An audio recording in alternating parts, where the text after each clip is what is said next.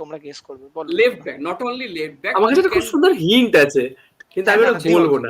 No no no no no, তোমার কাছে hint আছে, বললে ওকে বোঝা যাবে। আমি বলছি যে লেফট ব্যাকের কথাটাকে মোহনবাগান কাইন্ড অফ ডেসপারেট, তার সঙ্গে কিন্তু সিজনের প্রথম থেকেই তার পেছনে একটা রিউমার শোনা গেছিল, তখন অতটা কংক্রিট ছিল না, এখন এই সিজনে we can confirm that is very much solid মানে নিউজ।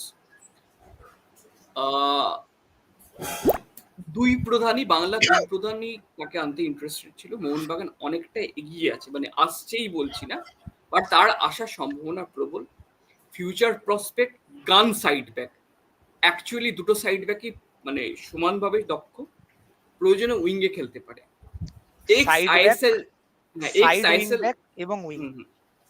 এক্স আইএসএল উইনার, মানে চ্যাম্পিয়ন টিমের একটা পার্ট, ঠিক আছে? তো সেইখানটা থেকে কিন্তু চ্যাম্পিয়ন না মানে ওর স্কোপ, যে টিমে খেলে টিমটা চ্যাম্পিয়ন হয়েছে, ও টিমটারই চ্যাম্পিয়ন হয়েছে। হ্যাঁ, এবার বিষয়টা হচ্ছে যে he is a super player. In fact আগের বারই হয়তো হতো, মানে অফার তো গেছিল ডেফিনেটলি, কিন্তু আগের বার ও ক্লাব ছাড়তে চায়নি, ঠিক আছে? কিন্তু বিষয়টা হচ্ছে ক্লাব ওকে ছাড়তে চায়নি, কিন্তু হি ইজ এ গান প্লেয়ার।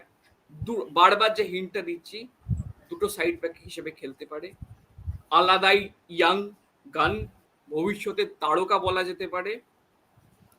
উইংও খেলেছে, ইন্ডিয়ান ইন্টারন্যাশনাল উইংয়ে খেলেছে, তাকে কিন্তু মোহনবাগান তার পেছনে আছে। আর একটা ছোট কথা বলে, ইনকামিং তো হবেই, কিন্তু সেই